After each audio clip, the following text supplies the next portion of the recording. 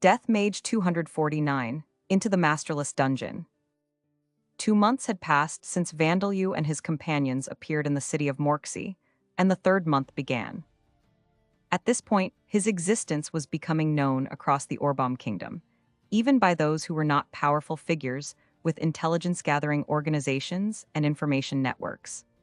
However, various embellishments were added to his description when word of mouth passed from one person to another, and in some cases, details and accuracy were lost.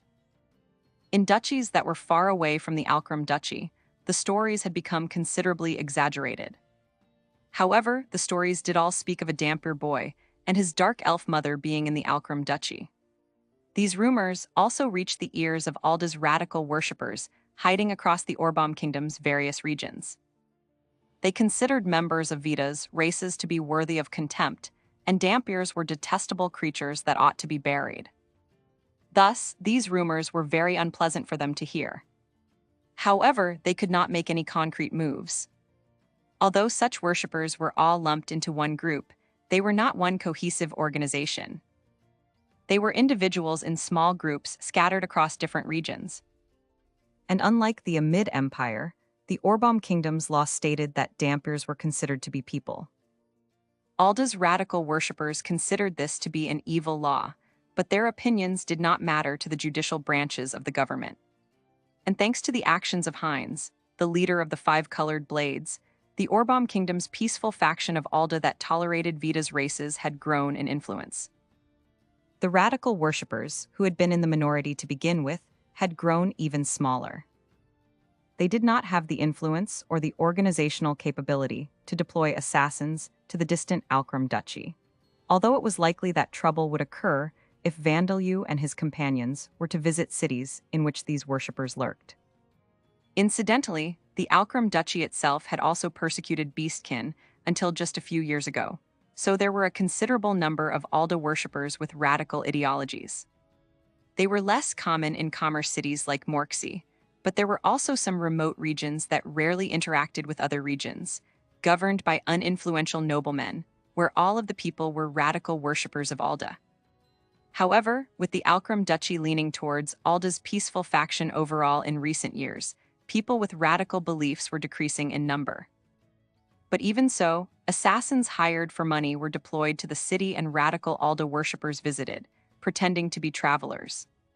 The fact that this problem had not become publicly known was because the assassins were dealt with by the starving wolf Michael, also known as Miles Rouge and Isla Isla, and because Earl Morxi's spies were removing Alda's radical worshippers from the city. As far as groups that could be a threat to Dhampirs went, there were particularly radical, or perhaps even fanatical, worshippers of the heroic god Belwood. However, although people had heard of them, they did not exist as an organization in the Orbom kingdom, at least not currently.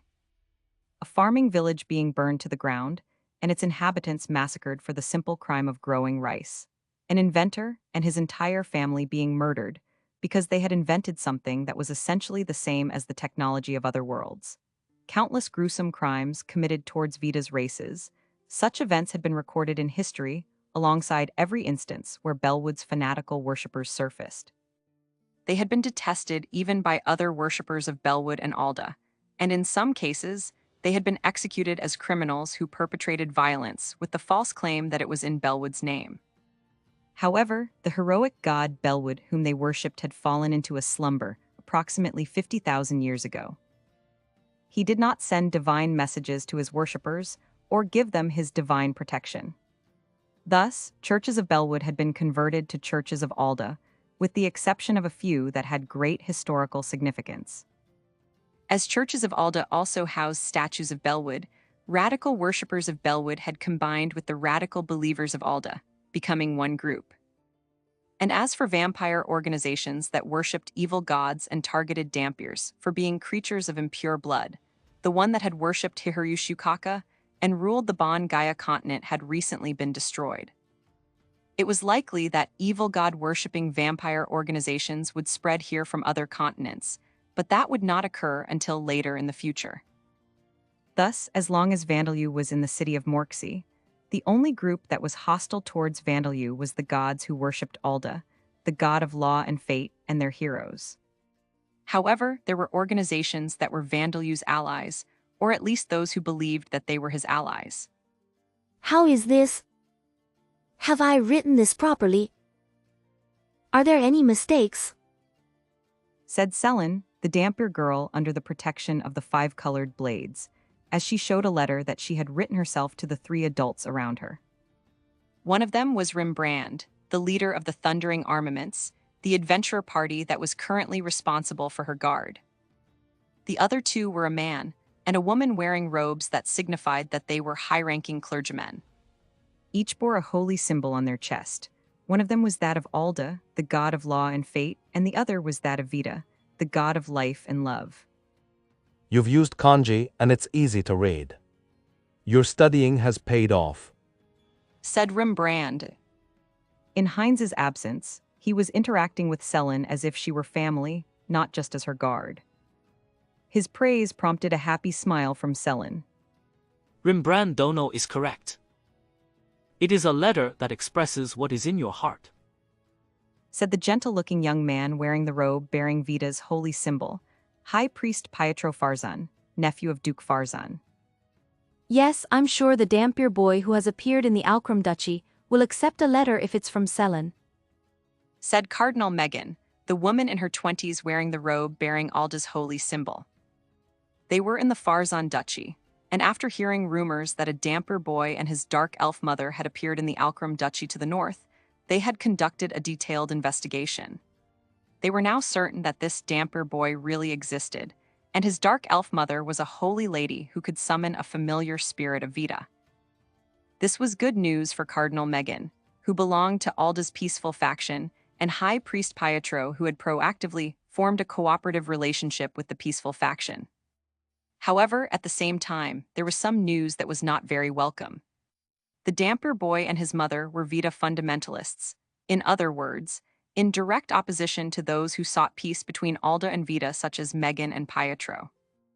With that being the case, it was likely that even if Megan and Pietro sent a messenger to make contact, the Dhampir and his mother would not even hear them out.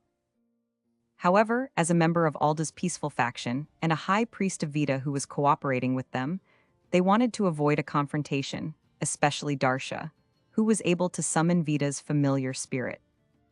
They were aiming to convert all believers of Alda to the peaceful faction and have Vita's followers be in a cooperative relationship with them, and they were gradually making that a reality. But wouldn't a letter from me be rude? I'm a child after all. Said Selin, sounding uncertain. She was legally considered to be the adopted daughter of Heinz, who held the title of honorary earl. As honorary court ranks could not be inherited, many saw her to be nothing more than a commoner of an uncommon race, even if she was a noble by law for as long as Heinz lived. Selin was worried that a letter from a child in such a social position would be rude for Vandeleu. It's all right. We'll include our letters as well and have a messenger deliver them properly, so there's nothing to worry about.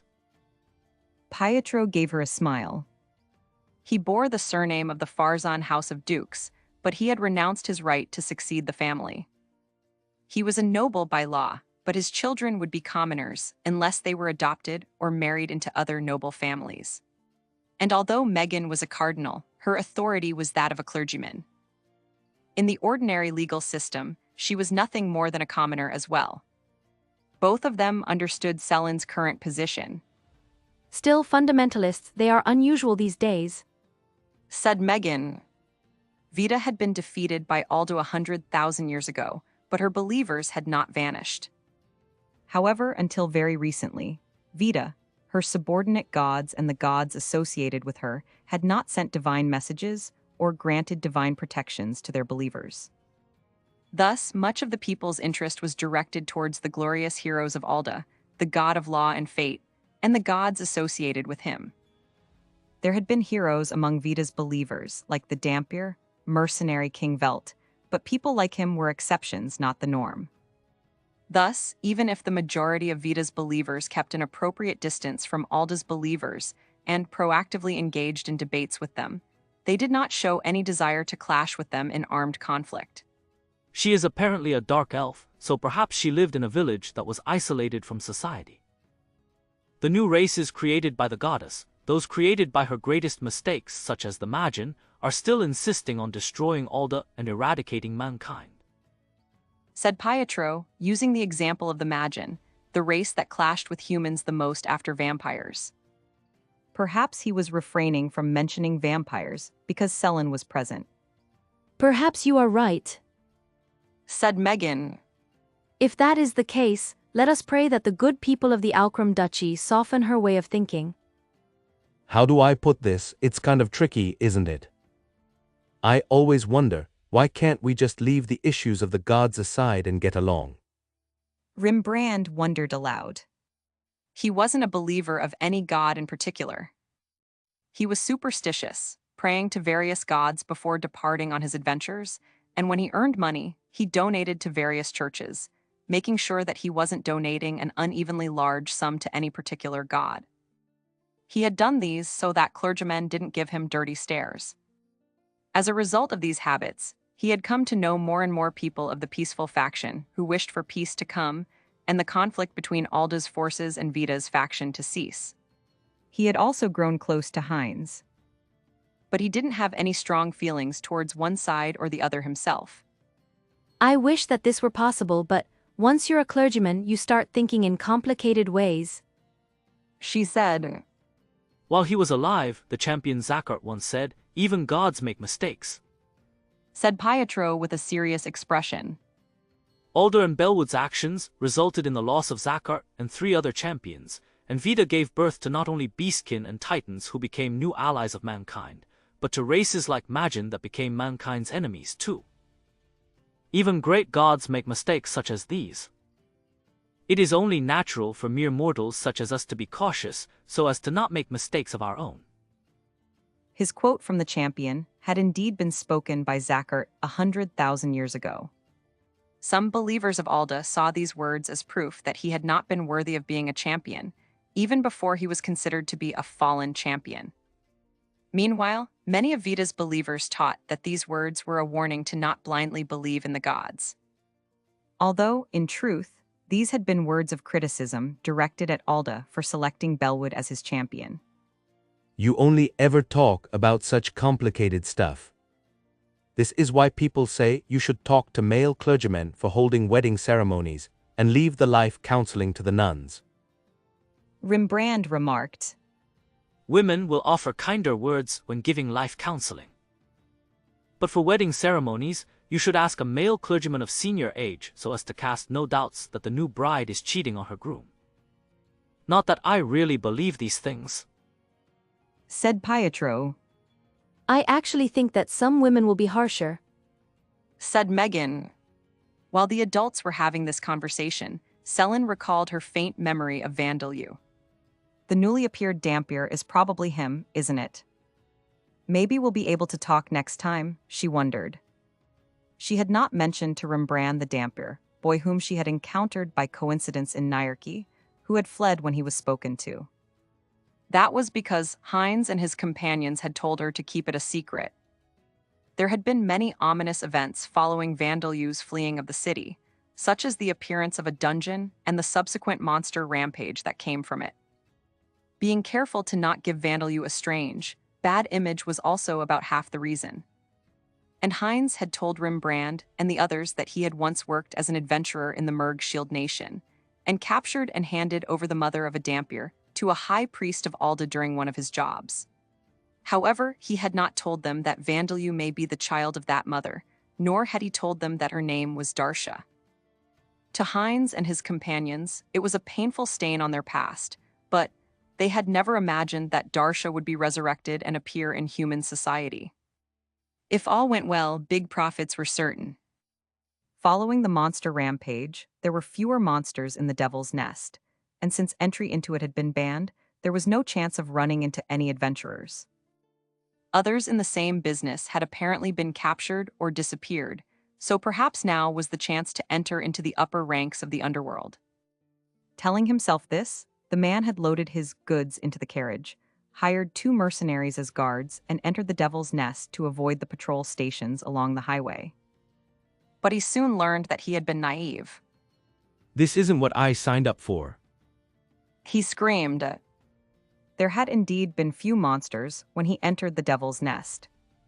But gradually, monsters such as goblins and kobolds had started to appear, and he was currently being chased by a troop of rank 3 baboons. They were monkey monsters, not demi-humans, but they were ferocious and, more importantly, tended to attack in numbers. A rank increase would cause them to become large baboons, which were a little larger than gorillas.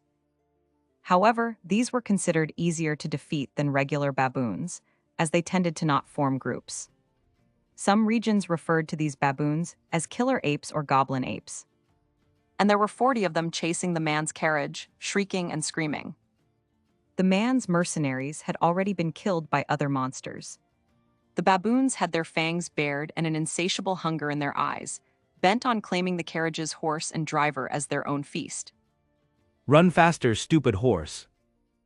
The man shouted in panic, but he knew that the horse was at its limit. It had inhaled the illness-causing spores of a mushroom-type monster the previous day, and yet the man had pushed on without giving the horse a chance to properly recover. He'd figured that he just needed the horse to last until they reached the city of Morksey, but that seemed impossible now. Damn it, why are there so many monsters? Aren't there supposed to be less monsters once a monster rampage is killed off? He screamed to himself. Indeed, there would normally be less monsters after a monster rampage was eradicated.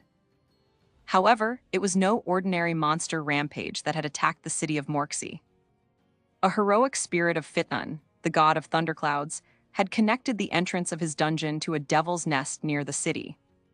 Fitnun had then manipulated the dungeon to cause the monster rampage.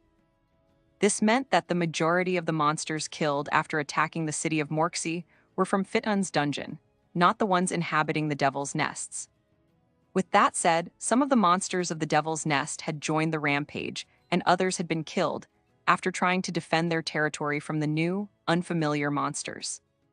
However, this had had little effect on monsters that were plentiful in number to begin with, such as goblins and monsters that had been smart enough to hide warily in their nests from the unfamiliar monsters, such as kobolds and baboons. The baboon at the front of the troop gave a frenzied shriek and hurled a stone in front of it.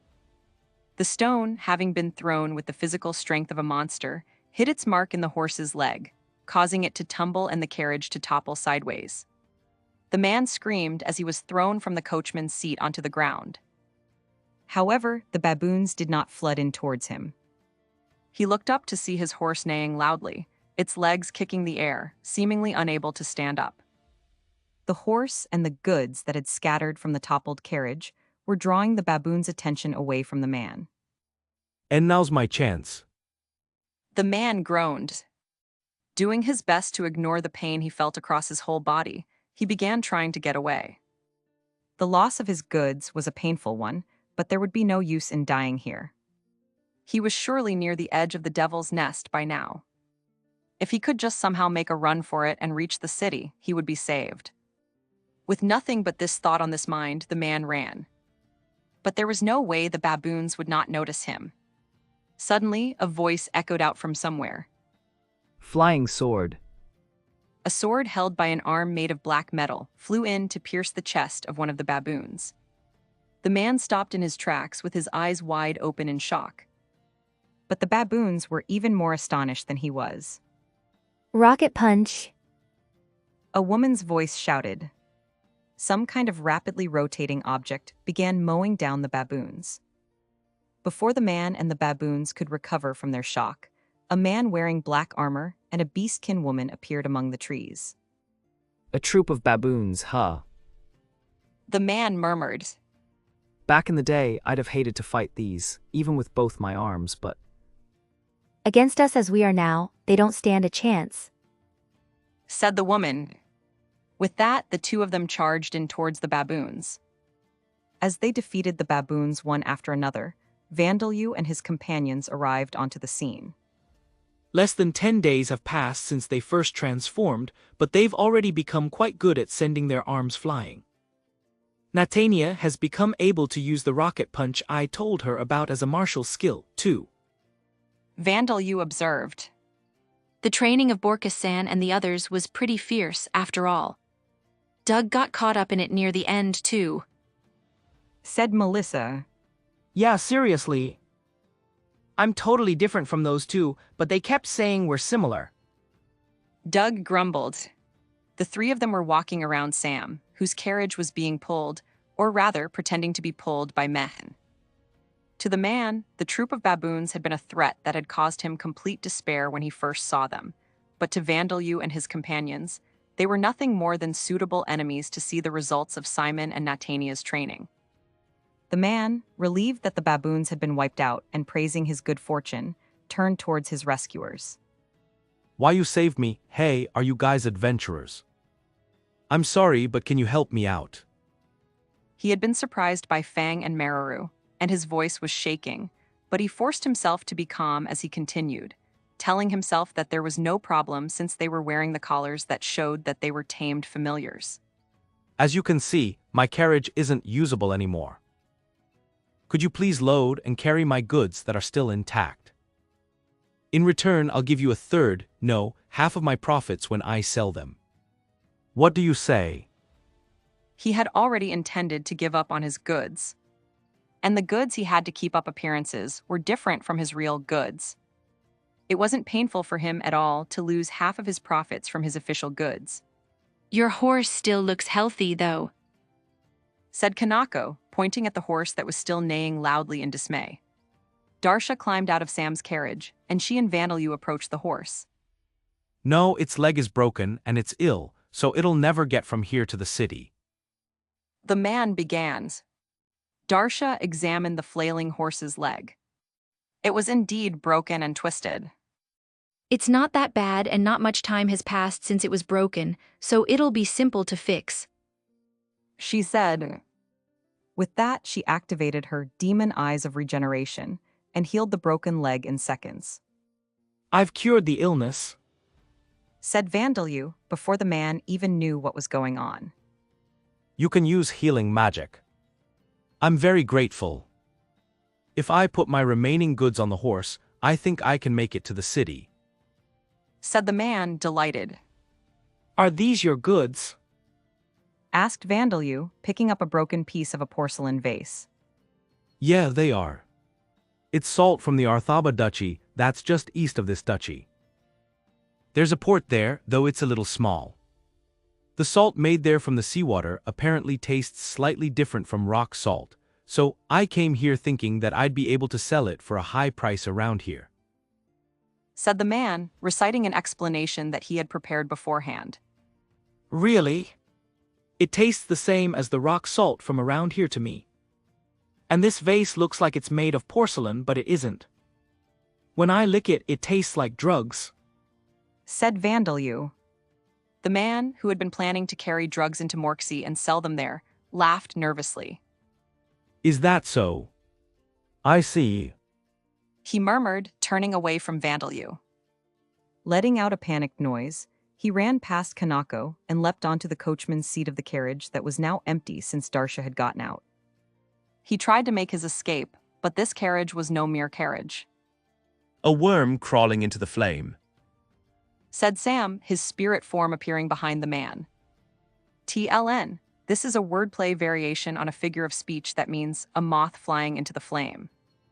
The man couldn't even resist as Sam put him in a chokehold, and his eyes rolled into the back of his head. Bakken, what shall we do with this man? Sam asked. He was smuggling drugs, so it is possible that he consumes them himself, so I would not advise using him for food. Shall we use him as fertilizer for the forest? Let's tie him up and have Fang take him to the city, along with a letter to explain the situation and a piece of his goods as proof, said Vandelyu. I'm counting on you, he said to Fang. Fang let out a happy bark. More importantly, are you all right after licking those drugs? Asked Kanako. I have status effect immunity, said Vandalyu. Anyway, let's take the gift he left us. He turned to face the horse. Its leg had been fixed and its illness was cured, so it was standing once more, but it was unable to move because it hadn't recovered its stamina. Mehen and Fang had pity in their eyes, and the rat sisters were squeaking to cheer the horse up. Vandalyu reached a hand out to pat it and calm it down. The horse let out a startled neigh and reflexively kicked its legs out, striking Vandalyu with a hard hoof. Master, Said Nitania, who had just finished taking the magic stones and body parts as proof of kills. But Vandalyu felt no pain. Did he think I was asking for a shake? He said, mistakenly thinking that the horse had taken his extended hand as a signal for a shake. TLN, shake is the trick commonly done with dogs to have them put their paw in your hand for a handshake. Mehen and Fang were expressing a sense of kinship in their eyes, and their pity grew deeper. He's friendlier than I thought. Said Vandalyu. Shake. He said to the horse. With another alarmed neigh, the horse kicked Vandalyu again, but Vandalyu was completely unfazed. The horse's confusion gradually began turning into fear. I know you said you wanted another horse, but are you really going to take this one? Asked Doug. Horses made of my spirit form have crimson eyes and do not breathe. And if they are touched, one will realize that there is no heat in their bodies.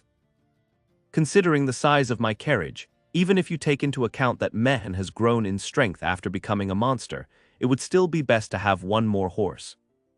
Said Sam, explaining why the horse was needed. I suppose I could use size alteration to make my carriage smaller, but... Meanwhile, the horse seemed to have yielded to Vandalyu.